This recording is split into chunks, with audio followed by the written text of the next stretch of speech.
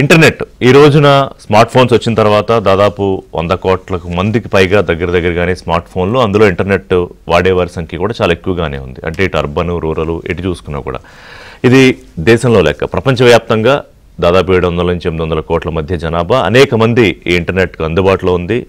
ఇది ఒక విప్లవంలాగా వచ్చింది. అంటే ఒకప్పుడు ఏదన్నా ఎవరైనా ఒక విషయాన్ని వాళ్ళకు ఒక ఆలోచన వస్తే దాన్ని ఏదో పక్కవాడికో లేకపోతే ఇంట్లో వాళ్ళకో లేకపోతే స్కూల్లోనే ఏదో చెప్తే అది ఎక్కడికో చేరాలంటే అసలు అవకాశమే లేదు. వాళ్ళ ఆలోచనలు వాళ్ళ మనసులోనే ఉండిపోయేవి. బట్ ఈరోజు ఇంటర్నెట్ సృష్టించిన ఒక విప్లవంతో మొత్తం ప్రపంచమే గ్లోబల్ విలేజ్గా మారిపోయాక, అందులో సోషల్ మీడియా విస్తృతంగా పరిధి పెరిగిపోయిన తర్వాత అనేక యాప్స్ రూపంలో లేకపోతే వెబ్సైట్స్ రూపంలో మన భావాలను కానీ ఆలోచనలు కానీ ఎలా అయినా పొందుపరచచ్చు. అదొక ఫోటో రూపంలో పెడతామా, ఒక వ్యాఖ్య రూపంలో పెడతామా, కామెంట్ రూపంలో పెడతామా, రైటప్పా ఏదైనా. అంటే ఒకవైపు విజ్ఞానం దిశగా గొప్ప పొంతలు తొక్కుతున్న సోషల్ మీడియా, అంటే దాన్ని విజ్ఞానానికి వాడుకుంటే కనుక, ఎందుకంటే ఒక సాంకేతిక పరమైన శాస్త్రపరమైన ఆలోచన వస్తే దాన్ని ఎవరితో అయినా పంచుకోవచ్చు. ప్రపంచంలో మీ తెలివిని నైపుణ్యాన్ని ఎవరైనా గుర్తించవచ్చు. ఇదంతా ఒక నాణానికి ఒకవైపు ఇంకొక పార్శ్వం ఉంది, the other side of the coin. ఇదే సోషల్ మీడియాని అతి దారుణమైన వికృతమైన విపరీత చేష్టలకు పోకడలకు వాడుకుంటున్న పర్సంటేజ్ యాక్చువల్గా కంపారిటివ్లీ ఈ పర్సంటేజే ఎక్కువ ఉంది, అన్ఫార్చునేట్లీ. అంటే ఇంతకుముందు నేను చెప్పినట్టు ఇవాళ కాస్త అవగాహన వచ్చిన తర్వాత, అంటే ఇప్పుడు పిల్లలే ఆ ఫోన్లు, సెల్ ఫోన్లు లేకపోతే రోజు గడవని పరిస్థితి. సరే వాళ్ళేవో గేమ్లు ఆడుకుంటారు, ఇంకోటి కాస్త వయసు పెరిగేటప్పటికీ, కాస్త టీన్స్లోకి వచ్చేటప్పటికి అక్కడి నుంచి ఇంకా ఏజ్ ఏముంది లిమిట్ 50 ఏళ్ళ 60 ఏళ్ళ 70 ఏళ్ళ వీళ్ళ మధ్యలో చాలామంది దీన్ని అబ్యూస్ చేస్తున్న, అంటే అద్భుతమైన టెక్నాలజీని, సాంకేతికతను లేకపోతే అవకాశాన్ని అబ్యూస్ చేస్తున్న వాళ్ళ పర్సంటేజ్ ఎక్కువ. నేను ఇప్పుడు స్టాటిస్టిక్స్ జోలికి పోవట్లేదు, ఎందుకంటే నా సబ్జెక్ట్ అది కాదు. ఈరోజు సుప్రీంకోర్టు చాలా ఆందోళన వ్యక్తం చేసింది. అంటే తాజాగా నిన్న 2 కేసుల విషయంలో, అంటే ఒకటి మనకి రాజ్యాంగం కల్పించిన భావ ప్రకటన స్వేచ్ఛ, ఆర్టికల్ 19(1) అండర్ ఏ, రాజ్యాంగం కల్పించిన భావ ప్రకటన స్వేచ్ఛ కానివ్వండి, మాట్లాడే స్వేచ్ఛ కానీ, అంటే ఫ్రీడమ్ ఆఫ్ స్పీచ్ కానీ, ఫ్రీడమ్ ఆఫ్ ఎక్స్ప్రెషన్ కానీ, అది ఇంకొకరిని కించపరచడానికో, అవమానించడానికో, తోలనాడడానికో, లేకపోతే వాళ్ళని మానసికంగా కృంగిపోయేలా చేయడానికో కాదు. చాలా స్పష్టంగా చెప్పింది రాజ్యాంగం అందులో భావ ప్రకటన స్వేచ్ఛ అంటే ఏంటి, ఫ్రీడమ్ ఆఫ్ ఎక్స్ప్రెషన్ అంటే ఏంటి అని. కానీ ఈరోజు దురదృష్టవశాత్తు మెజారిటీ, నేను అందరినీ అనట్లేదు, మెజారిటీ వాడుతున్నది దీనికోసమే. అంటే ట్రోలింగ్ అని ఒక దిక్కుమాలిన వ్యవహారం ఒకటి వచ్చింది ఇప్పుడు. అంటే ఎవడు ఏది అయినా మాట్లాడేయచ్చు సోషల్ మీడియాలో. ఇప్పుడు మనం మాట్లాడుతాం ఒక న్యూస్, మనకు ఒక INB గైడ్లైన్స్ ఉంటాయి, అంతకన్నా ముందే మనకు ఒక ఎడిటోరియల్ గైడ్లైన్స్ ఉంటాయి, ఇవన్నీ ఫాలో అవుతాం. సరే సినిమాలు, ఫిల్మ్ విషయానికి వస్తే అక్కడ ఒక సెన్సార్ బోర్డు, దాని మీద విమర్శలు ఉంటే ఉండొచ్చు కాక, బట్ ఒక రెగ్యులేటరీ కంట్రోల్స్ అన్నీ ఉంటాయి. What about this social media, digital media, OTT platforms, వీటికి ఏం లేదు. అంటే బూతు అనే పదాన్ని బూతుగా మాట్లాడడానికే 1-2 సార్లు మనం ఆలోచిస్తాం, అంటే ఆ పదాన్ని ఉచ్చరించడానికి. కానీ నిస్సందేహంగా ఇప్పుడు ఈ కామెడీ పేరుతో లేకపోతే OTTల్లో విపరీతంగా ఆ అబ్యూజివ్ లాంగ్వేజ్, వల్గర్ లాంగ్వేజ్ మాట్లాడిస్తున్నారు. సో సుప్రీంకోర్టు ఆందోళన వ్యక్తం చేసింది ఏంటంటే, అంటే ఫిజికల్లీ ఛాలెంజ్డ్ లేకపోతే విజువల్లీ ఛాలెంజ్డ్ ఇలాంటి వాళ్ళని కూడా వదిలిపెట్టకుండా దారుణమైన కామెంట్స్ చేయడము, లేకపోతే ఇంకో చోట రాజకీయపరమైన వ్యవస్థల మీద, పార్టీల మీద అసభ్యంగా కామెంట్స్ చేయడం. ఇప్పుడు వ్యవస్థలో ఉన్న లోపాలను ప్రశ్నించవచ్చు, అసలు ప్రశ్నించకపోతే సమాజం ముందుకు ఎక్కడికి వెళ్తుంది, ఇక్కడ దాకా ఎక్కడికి వస్తాం. కానీ దానికి ఒక పద్ధతి ఉంటుంది కదా, దానికి ఒక వ్యవహారం ఉంటుంది కదా. ఇవాళ బూతు మాటలే కామెడీ అయిపోయిన రోజుల్లో, లేకపోతే ఏదో ఒక అబ్యూజివ్ లాంగ్వేజ్తోనే ఒక బొమ్మ గీస్తేనో, లేకపోతే అందులో కూడా అది చొప్పించకుండా ఒక భావాన్ని ప్రకటించలేము అనే ఒక దౌర్భాగ్య భావదారిద్ర్యానికి దిగిపోయిన రోజుల్లో ఉన్నాం మనం. సో సుప్రీంకోర్టు ఏముంటుందంటే, ఎట్లా ఈ జాడ్యాన్ని కంట్రోల్ చేయడము, దీనికోసం ఏదైనా గైడ్లైన్స్ మీరు ఆలోచించలేరా అని కేంద్రాన్ని సూటిగా ప్రశ్నించింది. వాళ్ళని వార్నింగ్ చేసింది, ఎందుకంటే వెంటనే తీసుకెళ్లి జైల్లో ఏం వేయరు. ఇంతకుముందు రణ్వీర్ అలహాబాదియా అనుకుంటా, అతను చాలా దారుణంగా కామెంట్స్ చేస్తే, పైగా వీళ్ళు పెట్టే వేదికలు ఇండియాస్ గాట్ టాలెంట్, అంటే వాళ్ళు పెట్టే పేర్లకని చేసే పనులకి అసలు సంబంధం లేకుండా అక్కడ తీసుకొస్తారు అమ్మాయిల్ని, అబ్బాయిల్ని, ఇదంతా తీసుకొచ్చి ఇంకా ఏది పడితే అది మాట్లాడతారు. దానికి అసలు ఒక అడ్డు అదుపు అని ఉండదు. దాన్ని పెట్టుకుంటే లక్షల్లో, వేలల్లో, కోట్లలో వ్యూస్. అంటే ఇది దేనికి అర్థం పడుతుందంటే, అంతెందుకు ఇవాళ సోషల్ మీడియా, ఫేస్బుక్ కానివ్వండి, లేకపోతే ట్విట్టర్ కానివ్వండి, ఎక్స్గా మారిన ట్విట్టర్ కానివ్వండి, ఇంకా ఇన్స్టాగ్రామ్ కానివ్వండి, ఇంకా అనేక సోషల్ మీడియా వేదికల్లో పాజిటివిటీ రేట్ ఎంత, నెగిటివిటీ కొండంత. అంటే ఇది దేనికి అర్థం పడుతుందంటే మారిపోయిన వికృతమైన మనస్తత్వానికి అక్కడ కామెంట్ల రూపంలో. ఎందుకు మనం మాట్లాడుతుంటే మన చర్చల్లో చాలామంది పెడతారు, నన్ను తిడతారు, మిమ్మల్ని తిడతారు, పార్టీలను తిడతారు. అంటే దానికి వాళ్ళ మానసిక స్థితి ఏమిటి అనేది కూడా ఆలోచన చెయ్యాలి. ఎక్కడి నుంచి లోపం వస్తుంది? రూరల్, అర్బన్, కొంత అర్బన్ ఏరియాలో ఎక్కువ ఉండొచ్చు, ఎడ్యుకేటెడ్ సెక్టర్స్లో, అలా అని మిగతా చోట్ల లేదని కాదు. మరి ఈ జాడ్యానికి ఎంతవరకు వెళ్ళిపోయిందంటే ఇప్పుడు యుద్ధాలు జరుగుతున్నాయి, ఇండియా పాకిస్తాన్ కానివ్వండి, అంతకుముందు చైనాతో కానివ్వండి, వివాదాలు అంతర్జాతీయంగా. అక్కడ సైనికుల్ని వాళ్ళ మీద కామెంట్స్, ప్రాణాలు కోల్పోయిన సైనికుల భార్యల ఫోటోలు బయటకు వస్తే వాళ్ళ మీద కూడా నీచపు రాతలు. అంటే సరే, ఇంకా తల్లిదండ్రుల సంబంధం, పిల్లల సంబంధం గురించి, తండ్రి కూతుళ్ళ సంబంధం గురించి కూడా మాట్లాడుతున్నారు దారుణంగా. అంటే ఇంక దీనికి ఏంటి ఒక హద్దు పద్దు లేదా? సో సుప్రీంకోర్టు సీరియస్గానే చెప్పిన దాని మీద కేంద్ర ప్రభుత్వాలు, రాష్ట్ర ప్రభుత్వాలు ఎట్లా ఆలోచించాలి? దీనికి ఒక స్ట్రింజెంట్ గైడ్ లైన్స్ ఏదో ఒకటి తీసుకోకపోతే ఇక ఎక్కడ ఆగుతుంది ఇది? ఇవాళ మనం 2025లో ఉన్నాము. గత 2-3 ఏళ్ళు లేదా ఒక 5-6 ఏళ్ళ నుంచి బాగా సరే కోవిడ్ ఆ రూపంలో ఇంక బాగా అందరూ సోషల్ మీడియా, ఈ ఇంటర్నెట్, లేకపోతే వీటన్నిటికీ ఒక ఎంగేజింగ్ స్టార్ట్ అయింది. అక్కడి నుంచి మరింత పెరిగిపోయింది ఇది. మరి దీనికి అడ్డుకట్ట వేసేది ఎలాగా, అసలు ఈ పరిస్థితిని మానసికంగా ఎలా అర్థం చేసుకోవాలి, ఇవన్నీ కూడా ఒకసారి మాట్లాడదాం ఈరోజు. ఎందుకంటే సుప్రీంకోర్టు సీరియస్గా చెప్పింది. మనం చాలా అంశాలు రోజు మాట్లాడతాం, కానీ ఇది కూడా చాలా అవసరం. ఎవరిపైనైనా ఏదైనా మాట్లాడేయొచ్చా? ఈ అభ్యంతర వ్యాఖ్యలకు అడ్డుకట్ట వేసేది ఎలా? ఈ జాడ్యాన్ని అడ్డుకోవడానికి ఏదో ఒకటి చెయ్యండి అని గౌరవ అత్యున్నత న్యాయస్థానం గైడ్ లైన్స్ అంటే ఇన్స్ట్రక్షన్స్ ఇస్తుంది. అంతకన్నా ఆదేశాలు ఇచ్చి అర్జెంటుగా దీని మీద ఇంప్లిమెంట్ చేయండి అని ఇప్పటికైతే చెప్పలేదు.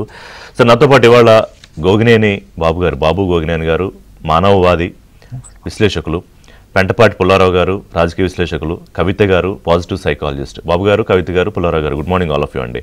సో థ్యాంక్స్ ఫర్ జాయినింగ్ అండి.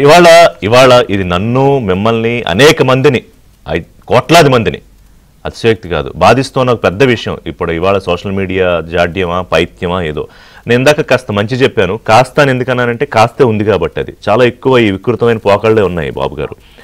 So I want to start with you. అసలు ఏంటంటే మీరు కూడా దానికి ఆ బారిన పడ్డవారే మీరు కూడా. అంటే ఏదో మనం ఒక మంచి మాట మాట్లాడితే దానికి ఒక 1000 మంది రెడీ దాడి చేయడానికి. సో అసలు ఓవరాల్గా హోలిస్టిక్ ఆస్పెక్ట్లో చూస్తే అండి ఎట్లా సుప్రీంకోర్టు చెప్పిన దగ్గర నుంచి వద్దాం మనం. అంటే సుప్రీంకోర్టే కాదండి, అంతర్జాతీయంగా ఈ భావ ప్రకటన స్వేచ్ఛ అన్నది ఎంత ముఖ్యమో అన్నది కోవెనెంట్స్లో అంటే ఇంటర్నేషనల్ ట్రీటీస్లోనే పొందుపరుచుకున్నాం. అంటే దేశాలే అగ్రీ అయినాయి. ఇది 1966లో ఏదైతే international covenant on civil political rights ఏదైతే ఉందో దాంట్లోనే చాలా క్లియర్ గా ఆర్టికల్ 19 మన దేశంలో లాగానే ఆర్టికల్ 19లో ఫ్రీడమ్ ఆఫ్ ఎక్స్ప్రెషన్, అది రాతపూర్వకంగా కావచ్చు, మాట కావచ్చు, కళ ద్వారా కావచ్చు, ఒక నాటకం కావచ్చు, పుస్తకం కావచ్చు, ఎవరికి వారి అభిప్రాయాన్ని వెళ్ళబుచ్చే ఒక ఫండమెంటల్ రైట్ ఉన్నది అన్నది మనం first గ్రహించాలండి.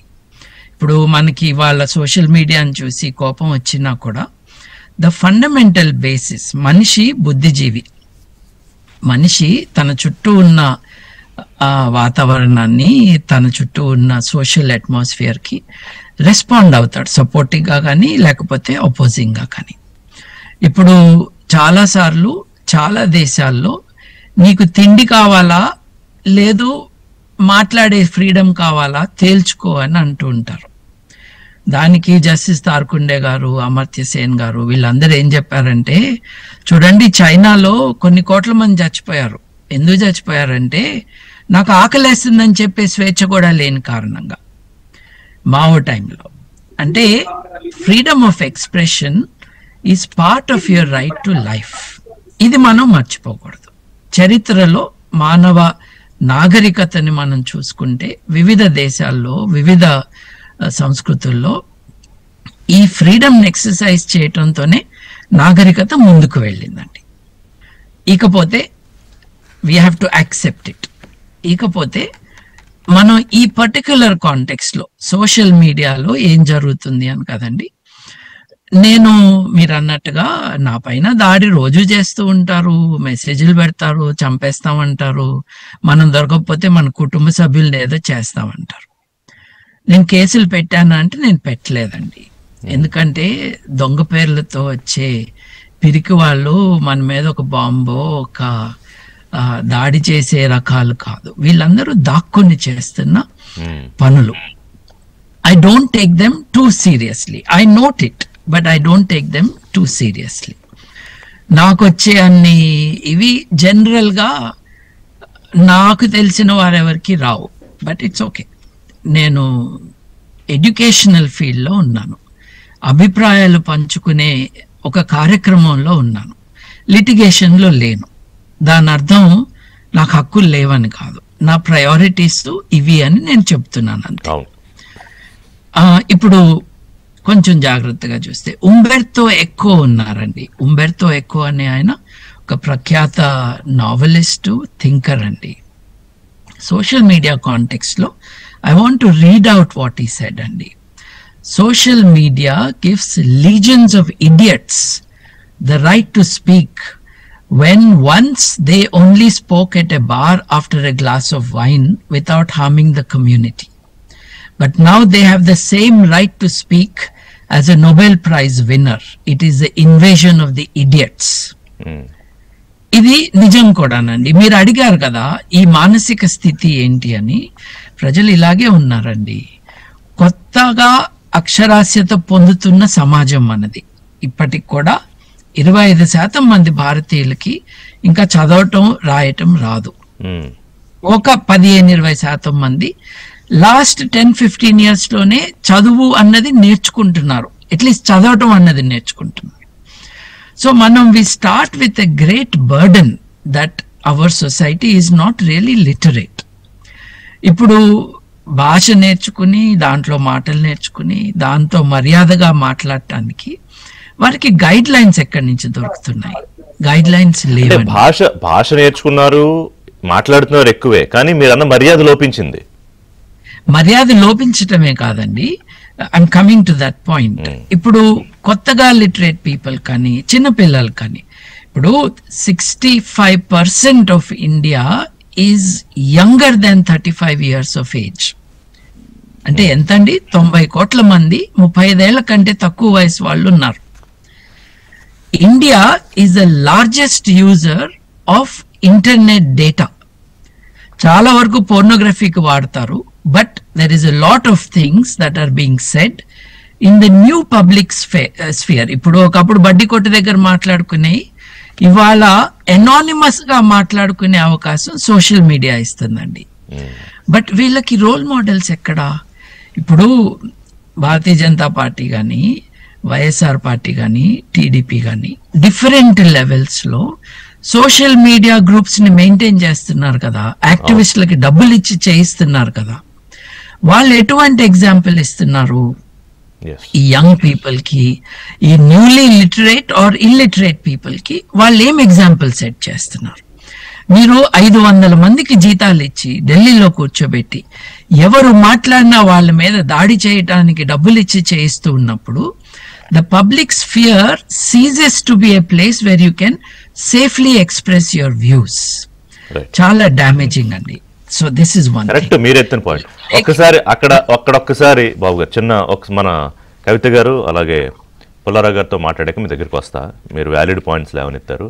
So other aspect Kavitha గారు, ఎందుకంటే as a senior positive psychologist మీరు ఎంతో మందిని చూస్తారు, మాట్లాడతారు, వాళ్ళకి మీరు క్లాసులు కూడా చెప్తారనుకుంటా, ముఖ్యంగా ఈ యూత్కి. అంటే వాళ్ళు ఈ సడన్గా వచ్చిన, అంటే వాళ్ళకి అప్పుడప్పుడే ఊహ తెలుస్తుంది, బాహ్య ప్రపంచంలోకి అడుగు పెడతారు, ప్రపంచం అంతా కొత్తగా కనిపిస్తుంది, ఈలోపు టెక్నాలజీ చుట్టూ విపరీతమైన ఆకర్షణలు, ఇవన్నిటిలో దారి తప్పుతున్నారా? లేకపోతే సమస్య ఎక్కడుంది? ఎందుకంటే మినిమం కనీసమైన మానవ విలువలు అలాగే మానవ సంబంధాలు, కుటుంబ సంబంధాల మీద కూడా ఏదో ఒక వేదికలు పెట్టుకుని ఇష్టారీతిని మాట్లాడేస్తున్నారంటే దాన్ని ఎట్లా చూడాలి?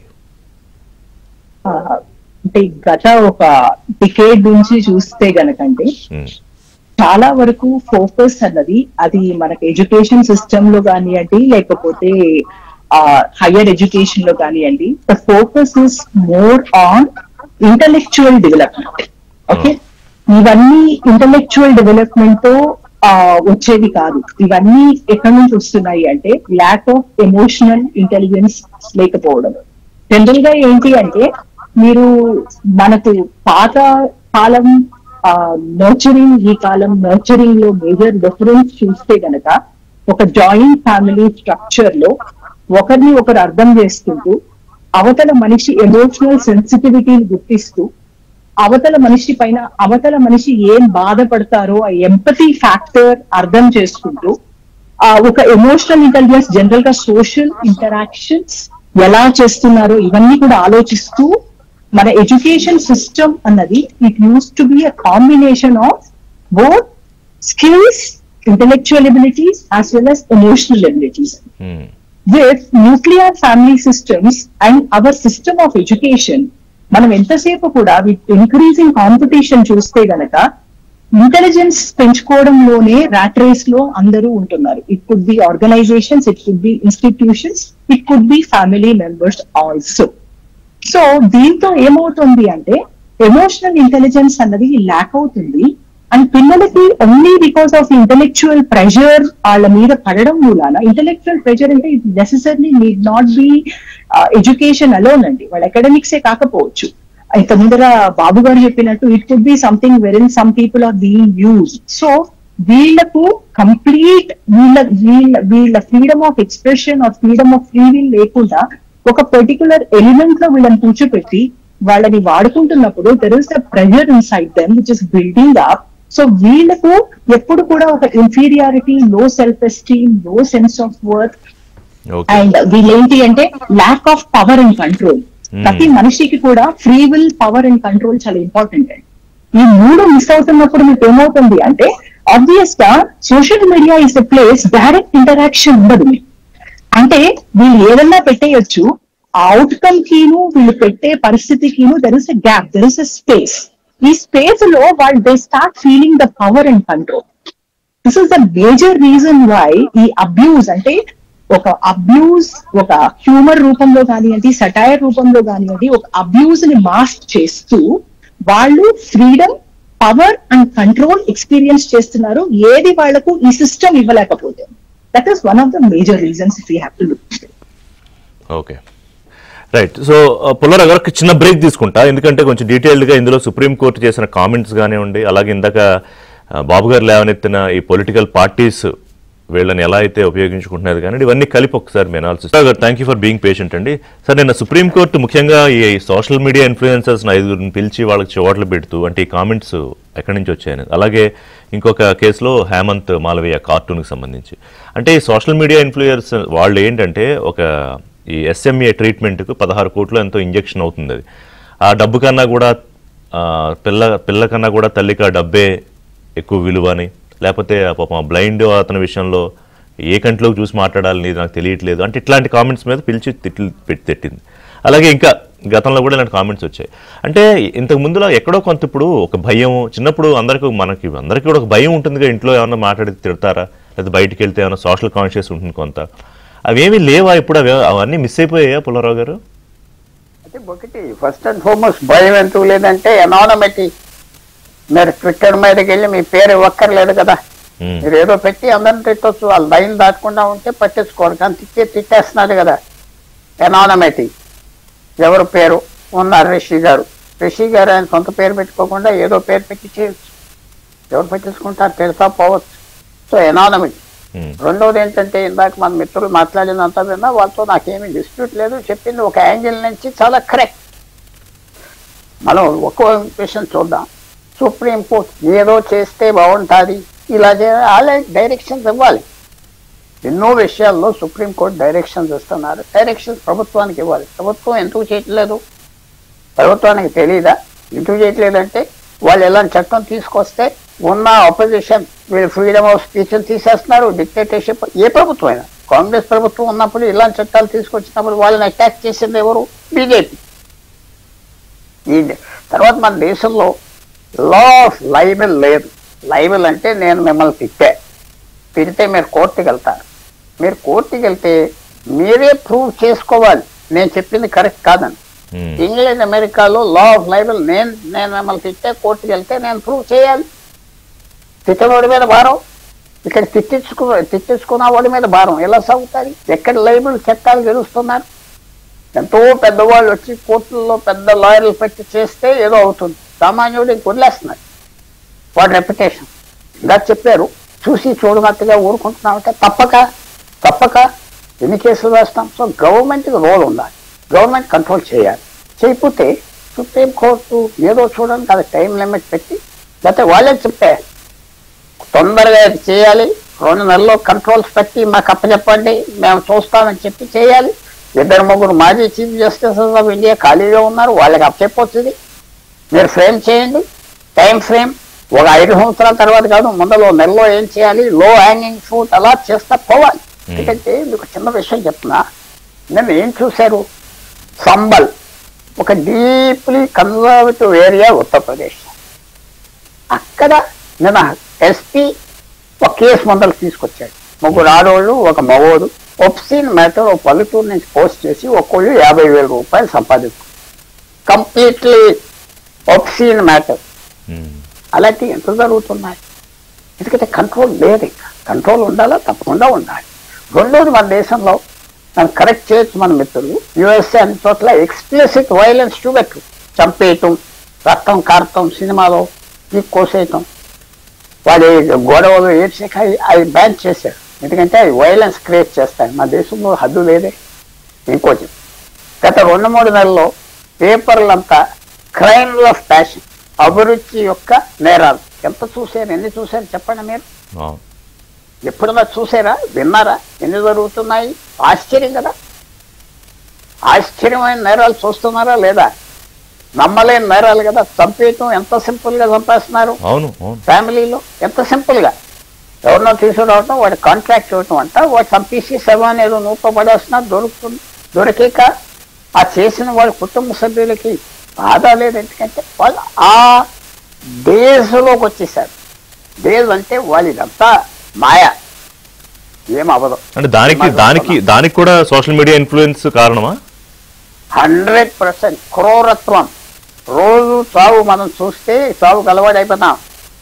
రోజు బీస్టియాలిటీ, ఒప్సినిటీ అన్ని చూస్తే అలవాటు అయిపోతాం. ఒకసారి మనం అంతే కదా, అంతేనా అని అలవాటు అయిపోతాం క్రూరత్వానికి, ఈ నేరాలకి. సో ఇది తప్పకుండా భారతదేశం టైం వచ్చింది. ప్రభుత్వాలు చేయలేరు, రాజకీయ నాయకులు చేయలేరు. ఎవరైనా ఈ చట్టం ఇంట్రడ్యూస్ చేస్తే వ్యతిరేకంగా ఎవరైనా, మీడియా, ఇది మిగతా వాళ్ళు ఇది ఏదో మా హక్కులు తీసేస్తున్నారు అంటారు. అంటే ఇప్పుడు IT act 2001, IT rules act 2021 ఒకటి ఉన్నాయి పుల్లారావు గారు, మీకు తెలుసు. అంటే hate speech, misinformation, explicit material ఇదంతా. కానీ ఇప్పుడు జరుగుతున్నంత వికృతంగా అది లేదు అప్పుడు, ఎందుకంటే ఇంత విస్తృతంగా సోషల్ మీడియా లేదు కాబట్టి. సో ఖచ్చితంగా దీని మీద మళ్ళీ మీరు అన్నట్టు ఒక కమిటీ ఫామ్ అయ్యి కొత్త రూల్స్, సెట్ ఆఫ్ రూల్స్ అయితే ఎస్టాబ్లిష్ చేయాల్సింది. This is high time. అలా సింపుల్ గా చేయవలసింది. ఇదేదో 5 సంవత్సరాలు కూర్చొని చేసేది కాదు. ఒక వీక్ లో కొన్ని సింపుల్ రూల్స్, ఒక లో హ్యాంగింగ్ ఫ్రూట్ దగ్గరికి అందే చేసి మెల్లిమెల్లిగా చేసి, ఇంకా ఎవరు మాజీ చీఫ్ జస్టిసెస్ అలాంటి వాళ్ళు మనకు తెలిసారు సలహాకి, పార్లమెంట్కి అలాంటి వాళ్ళు తీసి మీరే ఫామ్ చేయండి, మీరే సలహాలు ఇవ్వండి, ఇమీడియట్ గా మాకు కావాలి అని చెప్పి మొదలు పెట్టాలి. లేకపోతే ఇది ఎక్కడ అవుతుంది? ఒక రెప్యుటేషన్ అటాచ్ చేయడం ఏం కావాలి? ఒక 10 మంది సోషల్ మీడియా వాళ్ళని ఇష్టం వచ్చినట్టు చిక్కేస్తే మనం మొహం చూపెట్టలేం కదా. వాళ్ళందరి మీద కేసెస్ ఎక్కడేస్తాం? ఎనానమిటీ అంటే నేను ఇష్టం వచ్చింది పోస్ట్ చేయొచ్చు, ఏది నా పేరు లేకుండా. ఒక 10 మంది చదువుతారు, పాకుతారు. సో ఇది తప్పకుండా సమయం వచ్చింది. అన్నిటికంటే ముఖ్యం ఏంటంటే క్రైమ్ పెరుగుతుంది. క్రైమ్కి అలవాటు పడిపోతాం. అంతేనా? అలాగేనా? చూస్తున్నారు కదా, అవన్నీ వివరిస్తే వినటానికి కూడా బాగోదు. కాబట్టి ఆ అభిరుచి యొక్క నేరాలు నేను ఎక్కువ చెప్పట్లేదు, కానీ అది కూడా సోషల్ మీడియా నుంచి సీరియస్లీ లాస్ట్ 10-15 days నుంచి while we're presenting the news అంతా ఎడిటోరియల్లో చూసేటప్పుడు అసలు షాకింగ్ అండ్ సర్ప్రైజింగ్ ఇన్సిడెంట్స్. అంటే ఆ మర్డర్లు జరుగుతున్న తీరు, ఆ క్రిమినల్ సైకాలజీ, ఆ మైండ్ సెట్స్ చాలా హారిఫిక్ గా ఉన్నాయి. యాక్చువల్లీ క్రియేట్ చేస్తారు. నీ మాట కట్టవచ్చా? ఇది మైండ్ సెట్ క్రియేట్ చేస్తారు. అందరు చేస్తున్నారు కదా, మనం చేద్దాం. అందరూ ఎంజాయ్ చేస్తున్నారు కదా, మనం చేద్దాం. అందరూ ఎవరు చేస్తున్నారు? అది సోషల్ మీడియాలో ఒప్సీన్ మ్యాటర్ పోస్ట్ చేసేవాడు వాడు చక్కగా మిడిల్ క్లాస్ వాల్యూస్ తో బ్రతుకుతూ ఉంటాడు, మిగతా వాళ్ళు లారీలో వదిలేస్తున్నారు. కామన్ పీపుల్ మైండ్ ఎక్కిపోతుంది, ఇష్టం వచ్చింది చేస్తారు. ఒక చిన్న స్కూల్ లవ్ అఫేర్ మర్డర్ చేస్తారు, ఫ్యామిలీ విషయాలు మర్డర్ చేసేస్తారు. సో అందువల్ల టైం వచ్చింది, మీరు ఏదో చేద్దామని కాదు, చాలా ఇమీడియట్ గా యాక్షన్ తీసుకోకపోతే భారతదేశానికి ఇతర దేశాలు కూడా ఇంటర్ఫియర్ అవుతున్నారు, ఇవన్నీ క్రియేట్ చేస్తున్నారు. ఇతర దేశాలు సోషల్ మీడియా ఎన్నో తీసుకొస్తున్నారు. సైనికుల మీద వాళ్ళ మీద ఎవరు చేస్తున్నారు? పాకిస్తాన్ చైనా సెటప్ చేసి గల్ఫ్ నుంచి చేస్తున్నారు, ఇష్టం వచ్చినట్టు చేస్తున్నారు. అది మూసేగానే ఇంకోటి ఓపెన్ చేస్తున్నారు, అది మూసేగానే ఇంకోటి ఓపెన్ చేస్తున్నారు, మీడియాకి స్టేట్ చేస్తున్నారు. తప్పకుండా సమయం వచ్చింది, కోర్ట్ యాక్షన్ ఇనిషియేట్ చేయాలి అని ఏదో చూస్తున్నాం. సో బాబు గోగినేని గారు, ఇప్పుడు మనకేదో చొరవ ఉంటే ఇంట్లో వాళ్ళలో మాట ఏదో సరదాగా అనుకుంటాం, ఏదో ఉంటుంది, అది కూడా అబ్యూజివ్ లెవెల్లో ఉండదు. కానీ ఇవాళ ఈ ఫోన్ ఒకటి పట్టుకుని లేకపోతే ఏదో మాధ్యమం ద్వారా ఈ సోషల్ మీడియాలో యాప్స్ దాంట్లోకి వెళ్తారు.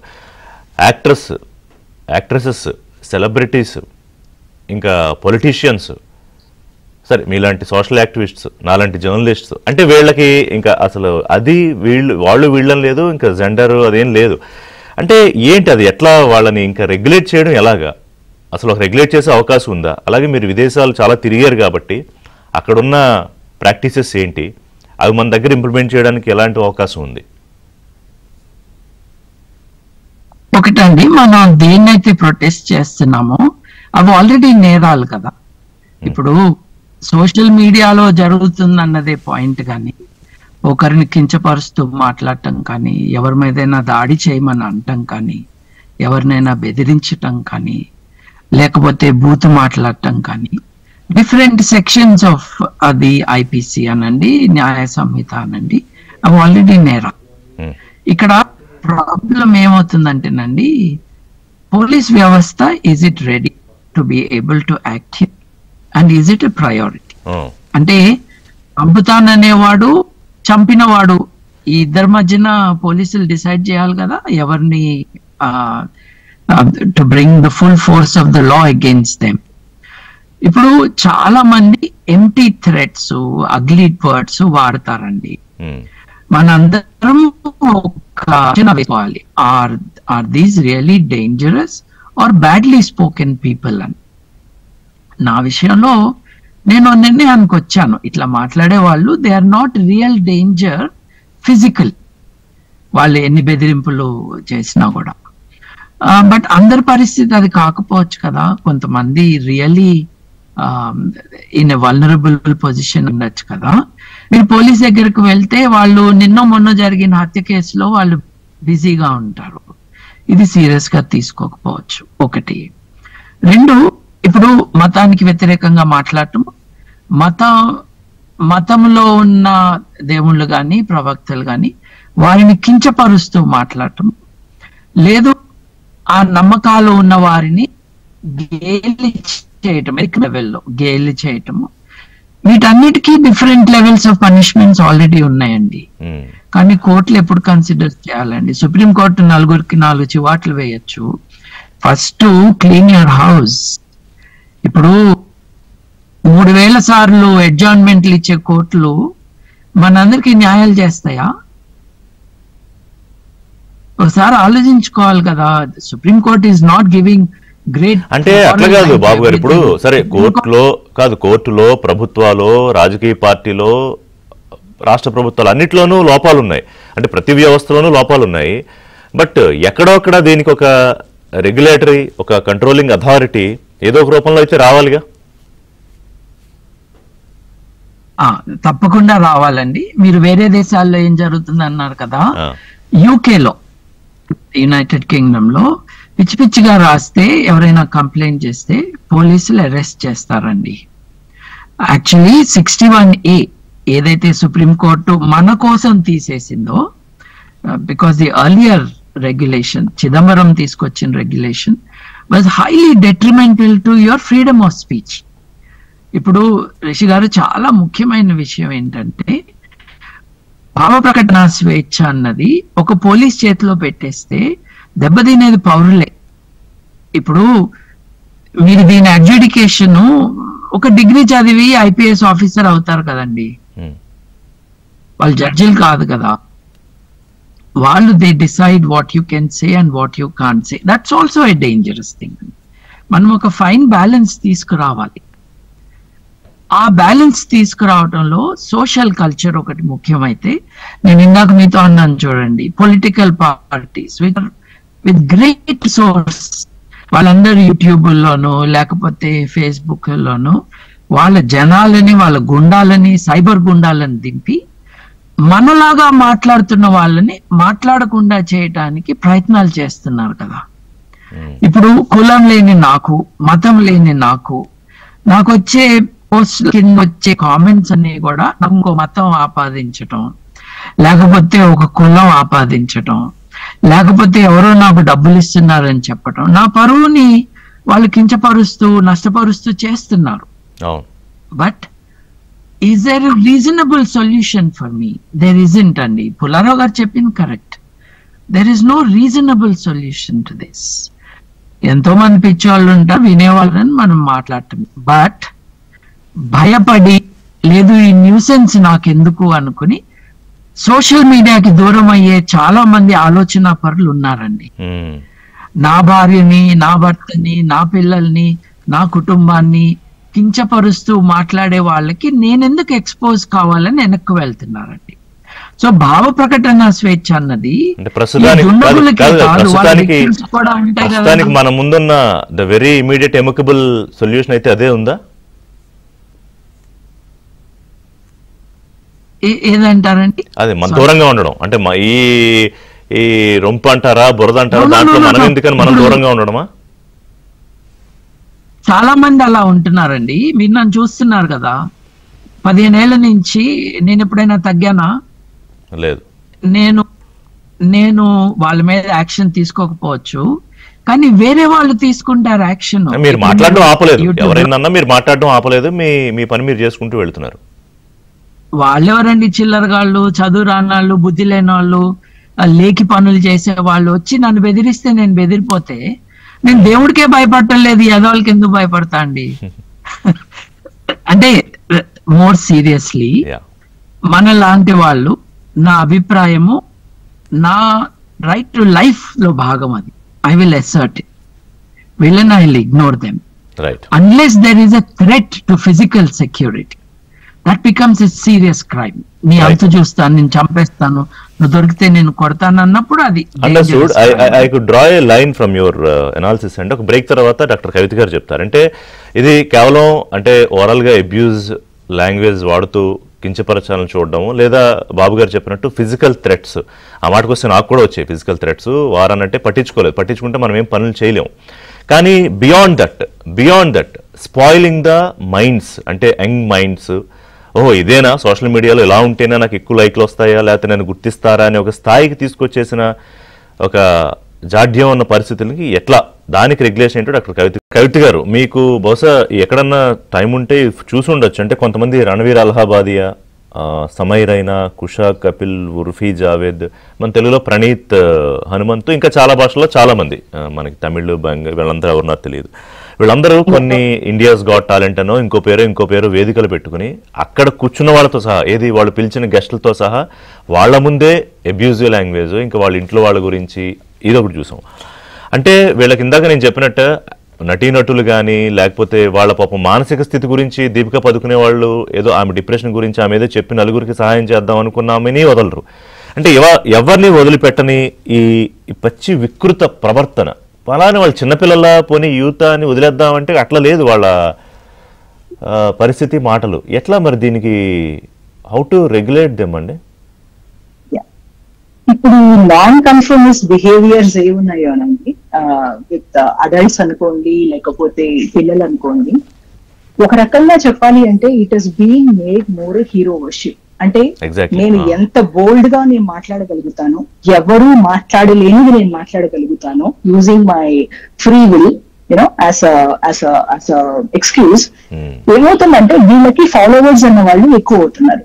ఆబ్వియస్ గా బికాస్ హ్యూమన్ కనెక్షన్స్ అన్నవి వీఆర్ స్లోలీ లూజింగ్ దమ్ అండి, వీఆర్ స్లోలీ లూజింగ్ దమ్. కాబట్టి virtual connections world is dominating the regular life. Okay, so virtual life లో ఈవెన్చువల్ గా ఏంటి అంటే they need more connections, they need more likes, they need more presence.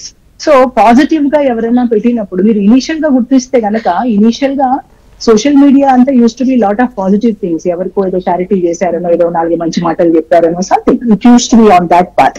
ఇప్పుడు చూస్తుంటే గనక because ఆ మంచితనానికి it is become burden. So there is a kind of a heroic worship that the adults want, the young adults want. వాళ్ళే ఒక సెలబ్రిటీలు అయిపోతారు.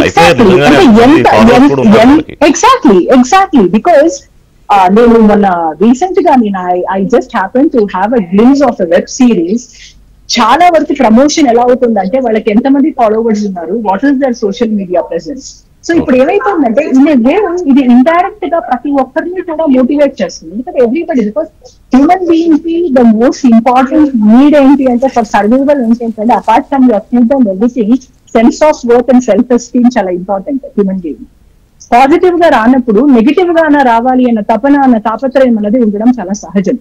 Unfortunately ఇప్పుడు ఉన్న యంగ్స్టర్స్ ఏంటంటే ఎన్ని బూతులు మాట్లాడితే, ఎంత అబ్యూస్ చేస్తే, irrespective of what it is చేస్తే వాళ్ళు అంత గొప్ప అని ఫీల్ అవుతున్నారు. మిగతా వాళ్ళు కూడా అవి చూసి మోటివేట్ అవుతున్నారు. ఇక్కడ అపార్ట్ ఫ్రమ్ రెగ్యులేషన్, అంటే ఇవన్నీ ఎందుకు వస్తున్నాయి మనం మూల కారణం ఒక చెక్ చేస్తే గనక బేసిక్ గా వీళ్ళకి ఇంతకుముందు చెప్పిన point, and I stand on my point because I don't have anything different to say. Emotional connection between a human to human is missing. ఇది మనకు అది ఒక basic unit of society, family తీసుకోండి, or you take a larger unit as a society తీసుకోండి. అంటే sorry doctor కవిత గారు, sorry to stop you. అంటే ఈ వల్గర్ లాంగ్వేజ్ లేకపోతే అబ్యూజివ్, ఈ బూత్ కంటెంట్, వీటి విషయంలో వాళ్ళకు ఇందాక బాబు గారిని అనిపిస్తుంది, వాళ్ళకు భయం కూడా ఉండదా? అంటే పేరెంట్స్ కి తెలిస్తేనో లేకపోతే సోషల్ గా వాళ్ళ బంధువులకి, అంటే ఓపెన్ గా పెట్టేవాళ్ళు అలాగే పెడుతున్నారు అనుకోండి, they are very much showcasing it. వాళ్ళు కాకుండా మిగతా పిల్లల విషయంలో, వీళ్ళ విషయంలో అడుగుతున్నాను నేను. అది పుల్లారావు గారు ఇంతకుముందు చెప్పినట్టు ఎవ్రీథింగ్ ఇస్ నార్మలైజ్డ్ అండి. ఇప్పుడు నార్మలైజ్ అవ్వడానికి న్యూ నార్మల్ అంతే. ఎందుకు అని అంటే అబ్యూస్ కూడా is new normal, right? Domestic violence initial గా కొట్టినప్పుడు అయ్యో కొట్టారు అనుకుంటారు, కొన్ని రోజుల తర్వాత it becomes a habit because ఒక ట్రామా లూప్ లో పడిపోతారు. సో ఎవ్రీథింగ్ ఎనీథింగ్ అండి ఇట్స్ అ హ్యాబిట్. మీ బుర్రని మీరు ఎంత ఎక్స్పోజ్ చేస్తున్నారో, మీరు దానికి ఎంత ఎక్స్పోజర్ ఇస్తున్నారో, ఆ న్యూరల్ ప్యాటర్న్స్ ఫామ్ అయిపోతుంది and that becomes an accepted pattern in the society. So unless అంటే ఈ రెగ్యులేషన్ అనేది నా ఉద్దేశంలో మీరు అడిగిన క్వశ్చన్ కి ఏంటి అంటే it has to start from early childhood. ఎందుకంటే ఈ ఎమోషనల్ ఇంటెలిజెన్స్ కానివ్వండి మన ఎడ్యుకేషనల్ స్ట్రక్చర్ లో ఎందుకంటే ఫార్మేటివ్ ఇయర్స్ లో బ్రెయిన్ డెవలప్మెంట్ అయిపోతుంది. సో ఒక ఎంపతి కానివ్వండి, ఇది కానివ్వండి, it has to be made a mandatory part. Emotional connection వీళ్ళకన్నా ముందు ఇంట్లో మొదలవ్వాలని పేరెంట్స్. ఎగ్జాక్ట్లీ, ఎందుకంటే it is a very foundational thing. ఎందుకంటే తప్పు చేసేసిన తర్వాత కొట్టడం కాదు కదా, తప్పు జరగకుండా. కవిత గారు వింటున్నారా అసలు? ఇంట్లో అంటే మొన్న ఏదో చిన్న ఇన్సిడెంట్ నా దృష్టికి వచ్చింది, అందరూ అలా ఉంటారు కదా, ఇంట్లో పేరెంట్స్ నే నువ్వేంటి నాకు చెప్తావు, నాకు తెలీదా, నాకు 14 ఏళ్ళు 15 ఏళ్ళు, ఏది 14 ఏళ్ళు 15 ఏళ్ళకే నువ్వేంటి నాకు చెప్తావు అనే స్థాయికి వచ్చేస్తే వింటారా అని. లేదు, ఎగ్జాక్ట్లీ అండి. ఎందుకంటే ఇక్కడ there has to be a balance between భయానికిను, రెస్పెక్ట్ కిను, ఫ్రీ విల్ కిను బ్యాలెన్స్ చాలా ఇంపార్టెంట్ అండి. బేసిక్ గా పేరెంటింగ్ లో మనకు ట్రైనింగ్ లేదు. Okay, nobody is train for parenting. మన పెద్దవాళ్ళు ఎలా చేశారో, మన నైబర్హుడ్ మనం ఏది ఇన్స్పైర్ అవుతామో మనం దాన్ని చూసే మన పేరెంటింగ్ స్ట్రాటజీస్ అన్నవి వాడుతాం. ఇక్కడ పిల్లలకు అన్ని ఇవ్వాలి అనుకున్నప్పుడు when it goes beyond a boundary, ఆ బౌండరీ డ్రా చేయలేనప్పుడు it goes beyond the things. అప్పుడు ఏంటి అంటే మంచి చెడు తెలియకుండా నేను ఇండిపెండెంట్, ఐఎమ్ ఇండిపెండెంట్ at 14 అన్నమాట మీరు అన్నది వస్తుంది అనమాట. రైట్ అండి. ఎస్. సో పుల్లారావు గారు, ఇంకొక క్లోజ్ చేసే ముందు ఇప్పుడు ఈ యూట్యూబ్లు ఇవన్నీ చాలా దాంట్లో ఇవి ఎక్కువైపోయాయి. ఎవరికి వాళ్ళే ఒక స్వతంత్రమైన వాళ్ళకి వాళ్ళే జర్నలిస్టు, వాళ్ళకి వాళ్ళే అనలిస్టు, వాళ్ళకి వాళ్ళే అన్ని. పొలిటీషియన్ ఒకటి కాదు అంతే, ఎందుకంటే దానికి కుదరదు కాబట్టి. ఇంకా అదైనా పర్వాలా, అదేం ప్రాబ్లం లేదు. కానీ వాళ్ళు మాట్లాడే మాటలు, వాళ్ళు వాడే పదాలు, ఆ భాష, ఇందాక డాక్టర్ కవిత గారు చెప్పినట్టు పిచ్చివాగుడు వాగితేనే ఎక్కువ మంది చూస్తారు. అది ఐర్నీ ఆఫ్ ది అది రియాలిటీ. ఇంకా మరి దానికి కూడా కట్టడి చేయాలని చర్చలే తప్ప యాక్షన్ రూపంలో ఏం రావట్లేదుగా. యాక్షన్ కావాలి, డెమాన్స్ట్రేటివ్ యాక్షన్ కావాలి. ఒక వ్యక్తిని పట్టాక కొంతవరకు ఇంపాక్ట్ వస్తుంది.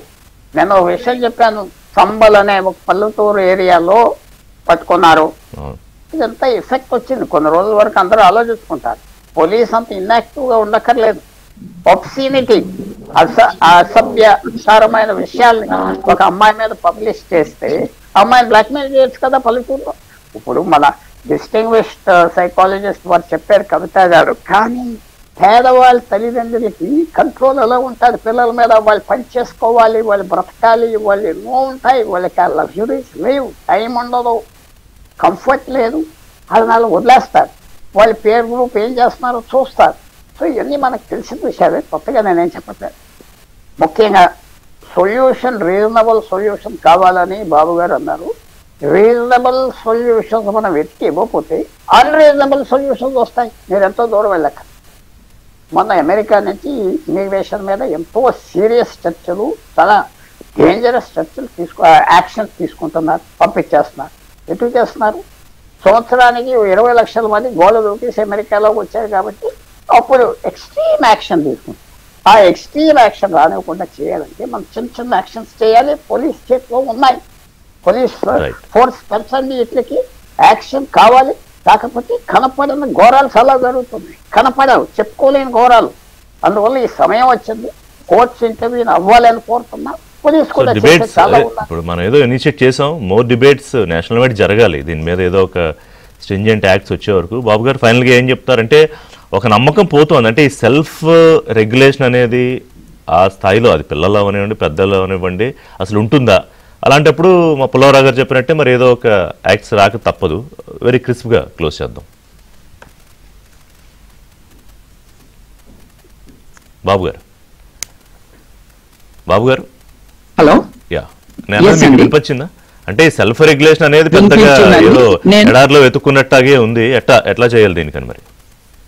అంటే ఒక విషయం అండి, ఇప్పుడు నేను ఇటువంటి ముష్కరుల బాధితుడుగానే చెప్తున్నాను. వాళ్ళకి ఇవ్వాల్సిన విలువ కంటే ఎక్కువ ఇవ్వకూడదు, ఒకటి. వాళ్ళంటే ఎక్కువ భయపడకూడదు, రెండు. నిజమైన నేరం అంటే ఫిజికల్ అటాక్స్ ఏవైతే ఉన్నాయో దే ఆర్ మోర్ సీరియస్.